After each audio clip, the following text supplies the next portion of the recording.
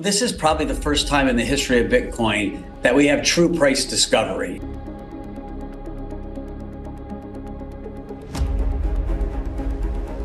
There's a new army of buyers. There's an army of salespeople. I mean, what BlackRock is doing is breathtaking, right? That's an army of salespeople being endorsed by their CEOs saying, guys, this is an important part of the future.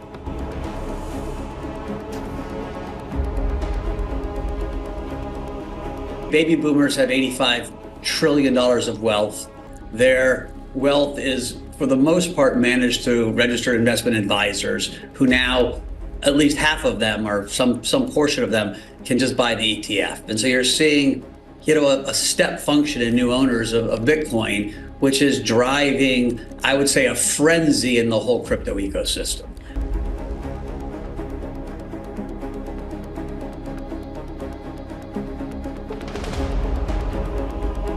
How crypto always works is Bitcoin gets bought and some people sell a little bit to buy Ethereum and they try to play the catch-ups and the altcoins.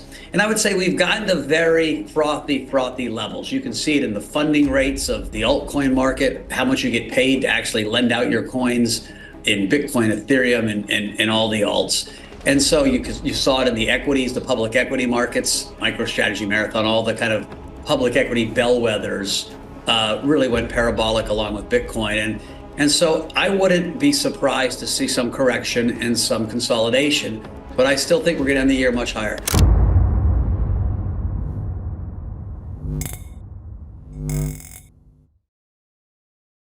Bitcoin is on the verge of a major shift in price, currently sitting at just over 97,600, still up over 88% year to date.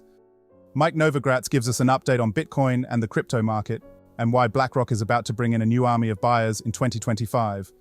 With BlackRock being one of the biggest players to get into the space, this will be the least of our concerns, as entire countries are now coming for Bitcoin. Novogratz points out that just 1% of BlackRock's portfolio will open this floodgate to the tune of hundreds of billions of dollars in institutional capital. When this happens, he says we'll witness a 400% increase in Bitcoin alone, targeting a $150,000 price, so we could see the biggest crypto surge yet in just a matter of months.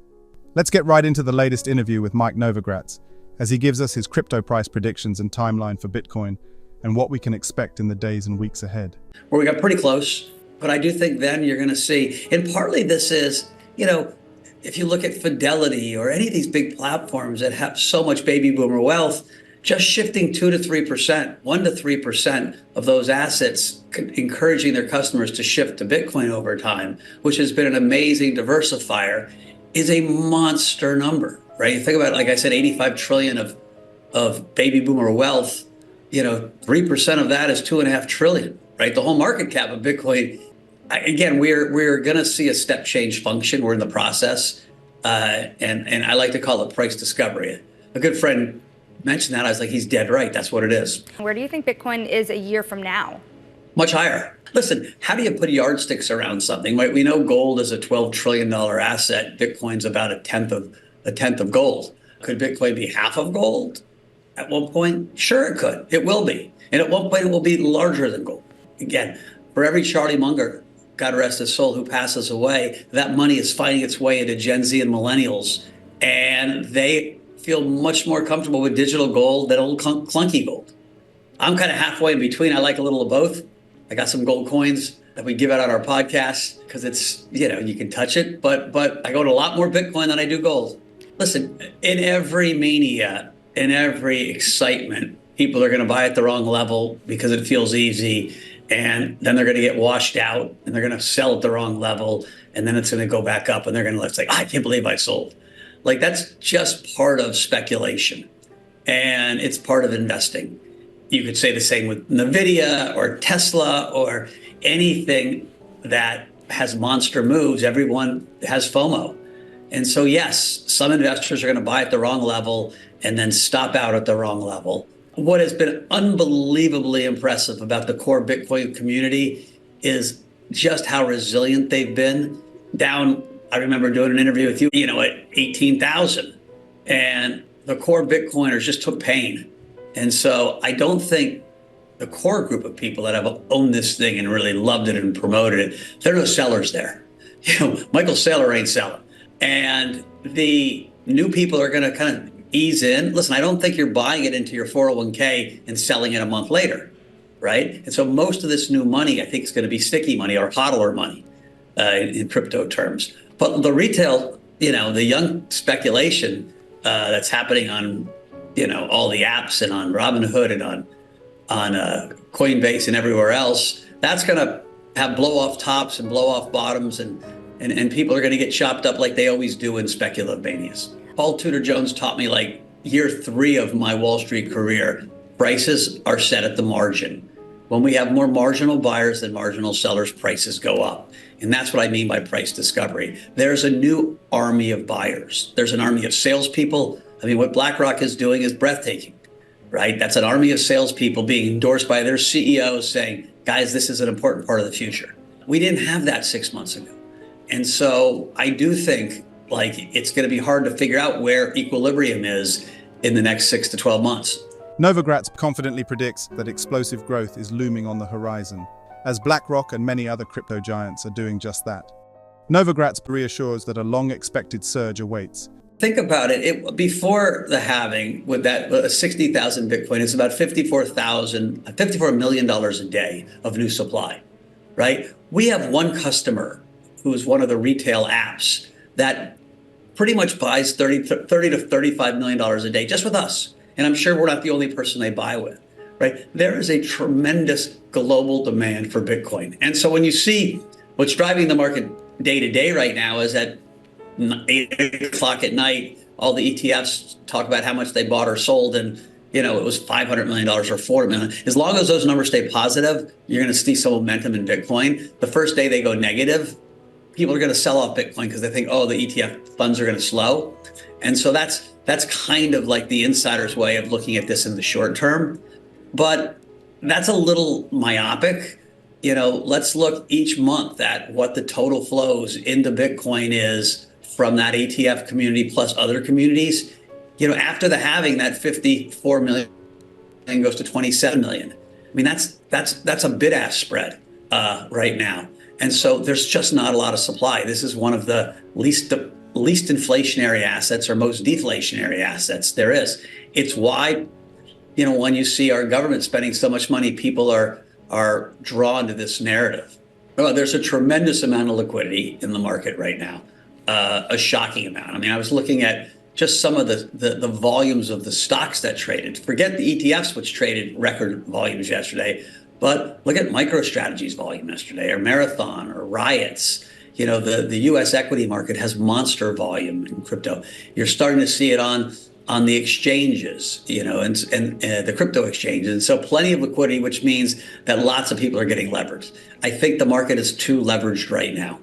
It happens after huge runs. You have leverage at the max, at the highs. There will be a washout. I don't know when it is, today, tomorrow, 2 weeks, a month. It'll be, I hate to call things healthy washouts because it never feels healthy when you lose money. And when there's a washout, the price will go down.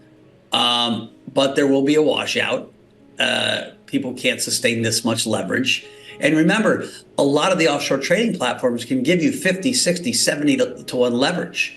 And so you got a lot of, millennials and Gen Z YOLOing it. And they will get, some will make money and a lot of them will get wiped out. The big institutional players have less leverage, right? I mean, very few people are buying an ETF with leverage. And the broker-dealer community or the kind of core players, I think, learned a lot of lessons. And so I always said, like, we don't take a lot of leverage. Like, why would you take a lot of leverage on an 80 vol asset? In some ways, it's the definition of insanity to lever up an 80 vol asset. But retail still loves leverage. And you're going to see this boom bust in the short run with an overall really positive trend as people just keep deciding to allocate some of their portfolio to Bitcoin. The libertarian side of me says, a 2 to 1 levered ETF, people are big boys and they know what they're doing, right? We've got products all over the place. I don't want to be telling people, how much to bet or where they should bet. If I see someone betting 15 to 1 on something that's as volatile as Bitcoin, I'll tell them I think that's just a recipe for disaster.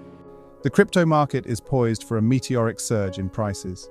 He illustrates Bitcoin's current undervaluation, drawing in investors and enticing speculators eager to ride the waves of September's price fluctuations in pursuit of profits.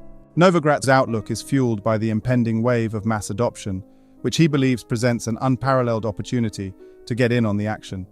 He sees the race toward a six-figure price target set to unfold in just under a year. What's more, he highlights the intriguing historical pattern of Bitcoin's value surging 10x with each halving event, hinting that 2025 could catapult Bitcoin to an unbelievable $150,000. He asserts that the promises made by the Federal Reserve and central banks have been hollow, leading to excessive money printing and a proliferation of poor investments. And with the aftermath of the recent inflation surge, Novogratz says this will not lead to a return to the status quo. He argues that the economy has spun out of control, with the US facing a mounting debt crisis. Kaiser presents two bleak possibilities: hyperinflation or a deflationary depression. In either scenario, the overall quality of life deteriorates. He notes the absence of viable solutions, indicating an even greater severity of the crisis. Interestingly, he points out how political figures are discussing Bitcoin as part of a potential solution, marking a shift towards a Bitcoin-centric financial framework. What do you think about Mike Novogratz's prediction for Bitcoin, the crypto market cap, as well as the institutional capital pouring into the space? Comment down below. Thanks so much for watching. Don't forget to hit the like button and subscribe for more content just like this. We'll see you in the next video.